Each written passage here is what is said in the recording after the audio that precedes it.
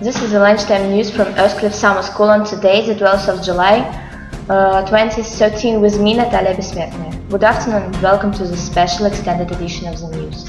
Let's get straight over to our international news editor, Anastasia Gorbova. Anastasia. Going on in China, baby milk firms are due to cut prices. Food giants Nestlé and Danone have said they will cut the prices of some of their infant milk formula products. The move comes a day after China launched a probe into alleged price fixing by foreign infant milk makers. Demand for foreign brands has surged in China after tainted milk scandals resulted in distrust of local rivals. Nestlé's unit will slash prices by as much as 20%. Danone said it was cooperating with the probe and was preparing a price cut proposal. Nestlé also added that it would not raise prices of any new products over the next year. Thank you, Anastasia. And now we are going to hear from our domestic news editor, Andrei Trofimov. Andrei. Thank you, Natalia. News has just come in of an exciting new breakthrough in DNA, which has enabled Folkestone to open its very own Jurassic Park. Scientists from the nearby University of Kent have extracted DNA from the bellies of mosquitoes preserved in amber over 78 million years ago. And from that, they have produced the first living baby dinosaur. Dinosaurs began life on Earth about 237 million years ago and became extinct about 135 million years ago. So that's an incredible 100 million years that they roamed the Earth. The UK government has spent about £100 billion on this project, and the results, a new living baby dinosaur, will be here in Folkestone's Jurassic Park for all to see in about the next 2 weeks. With this breakthrough in technology, who knows what would happen next? Back to you, Natalia. Back now to Andrei again with the news of incredibly exciting breakthrough in technology. Andrei. Yes, thank you. Apple has unveiled its latest product, the iWatch. This device includes biometric sensors and applications such as mapping tools and driveways to view information that comes in via an iPhone or iPad. Also in the last week, Google has announced Google Glass. It's a hands-free, head-mounted, intelligent device that can be worn by users as wearable computing eyewear. Google Glasses will look like a pair of normal ear glasses, but within the lens of the glasses there will be an interactive natural language voice command. Andrei, thank you. Now we turn to the first of our interviews, Silvia Lorenzo Lopez, our social affairs correspondent, with an amazing interview with Silvia. Hi people, it's awesome to be here with you tonight. We have a very special actress here with us this lunchtime. Yes, it's Nicole Kidman. Hi Silvia, and thank you for asking me to be here. It's exciting to be here. Well, Nicole is here to talk about her new life and her new film. My life, yes, my new film.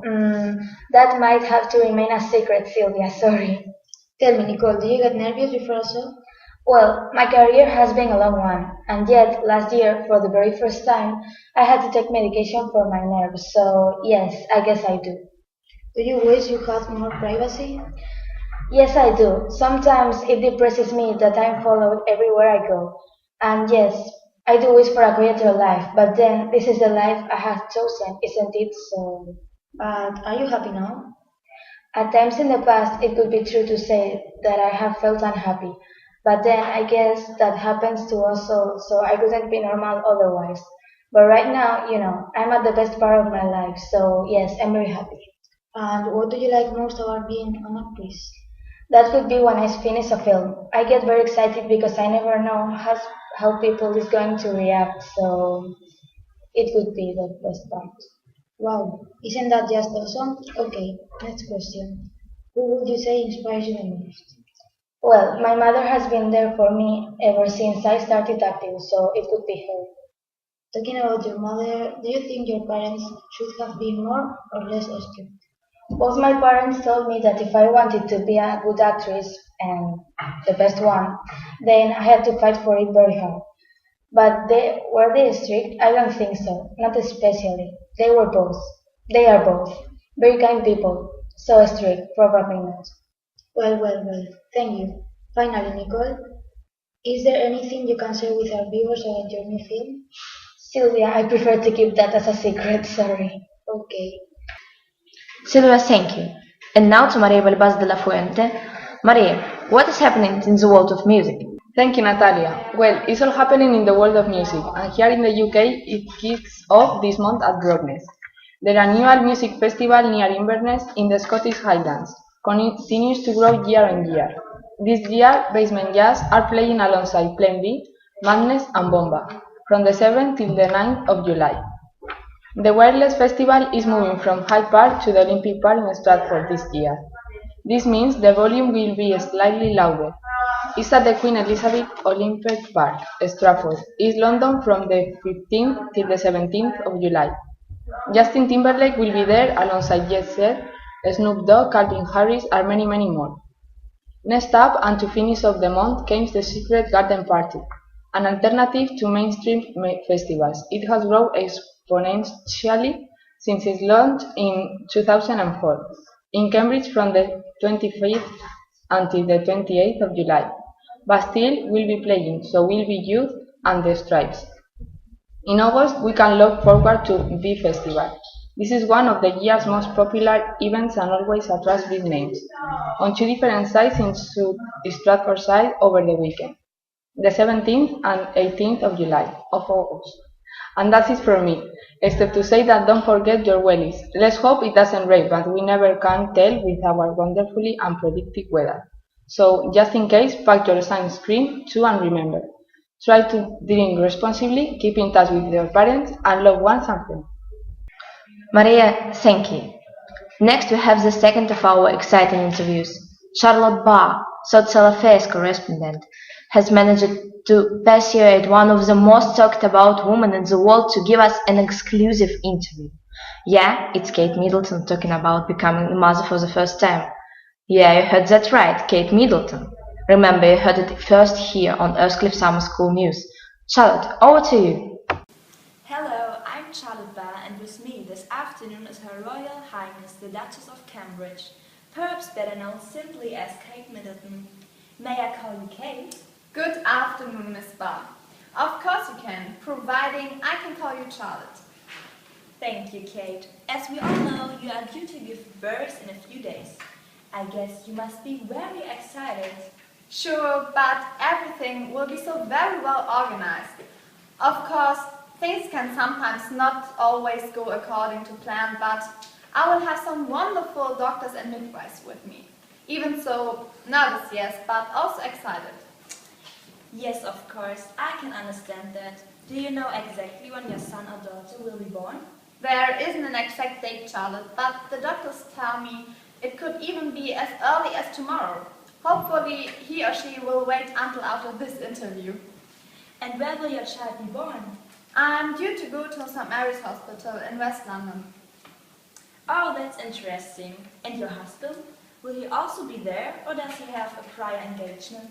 William does have one prior engagement in Canterbury, but I have told him that when the time comes, I really do want him by my side, so I feel sure he will be there for me. Oh well, hopefully he will be. Do you know what you are going to do after the birth? Rest, and then I want to visit my parents in Berkshire. I've heard that you want to educate your child in a different way. Is that right? Yes, you're right. I would like my child to grow up with as little stress as possible, and for him or her to be treated like any other normal child.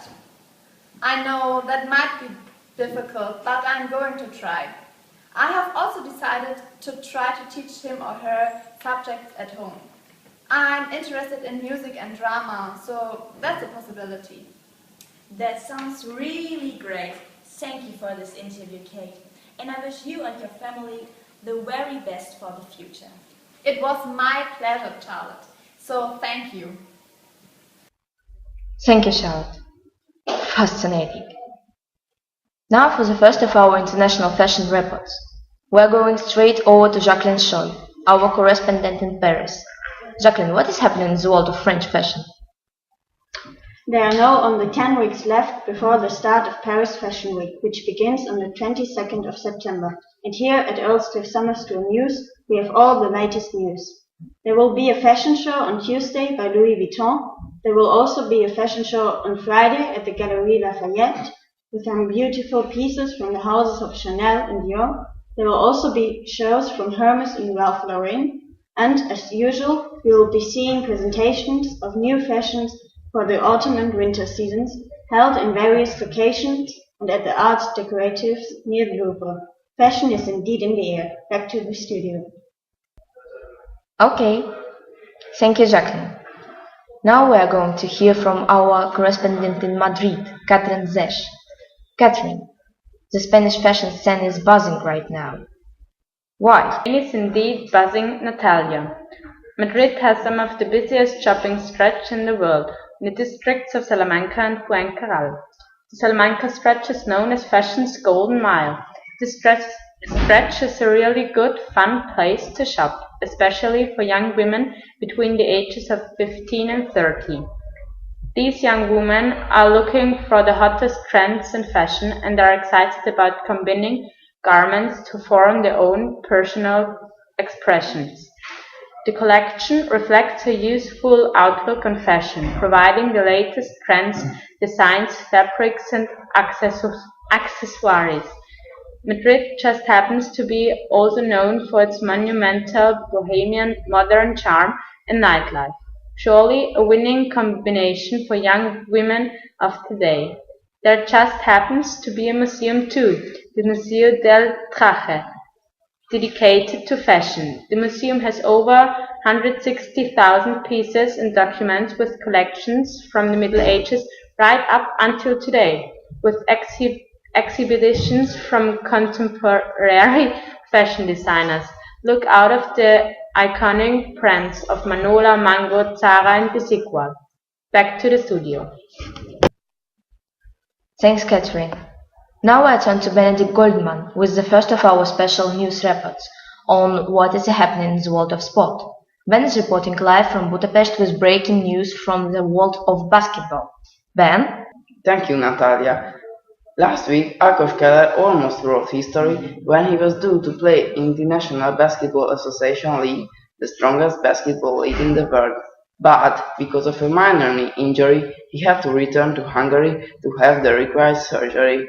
He would have been only the second Hungarian player in the history of NBA after Cornell David, who played with the Chicago Bulls. Adam Hanga is on the San Antonio Spurs' bench now, so perhaps he will play instead. Ákos will be disappointed though, because he will not be able to play with the Phoenix Suns, who came 29th in the NBA last season. And at home, he will play in Team Szolnok, which is fast becoming the best team in Hungary.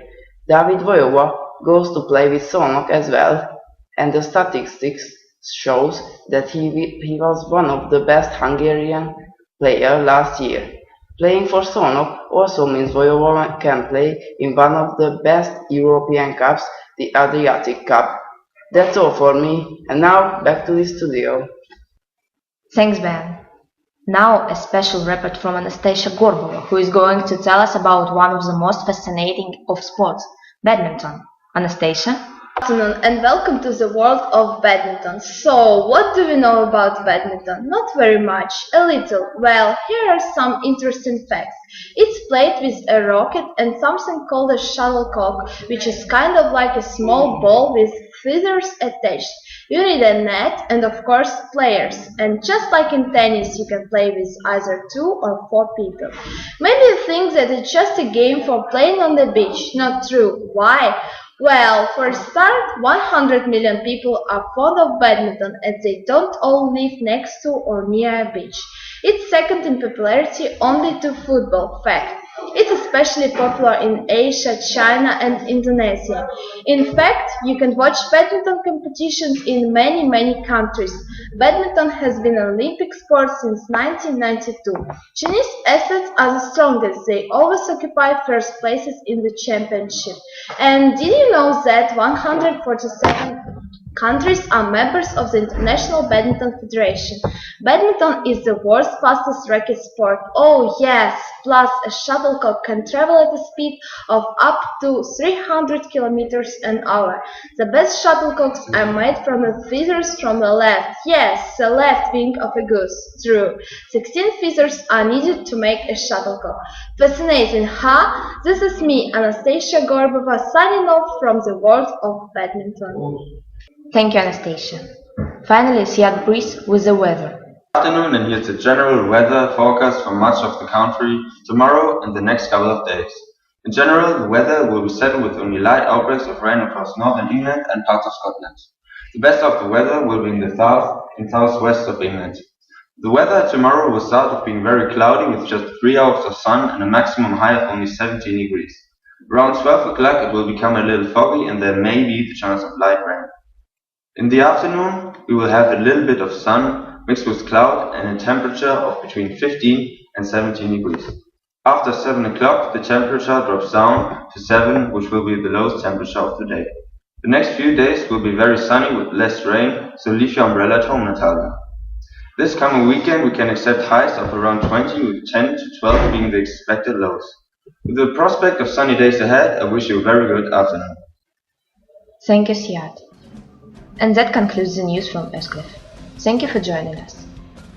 From me, Natalia Besmertная, from our team of correspondents, from Carmen Minguez Fernandez, from Suat Stolten, and from our film editor and program manager, Iliska Wakova, without whom the making of this program would not have been possible.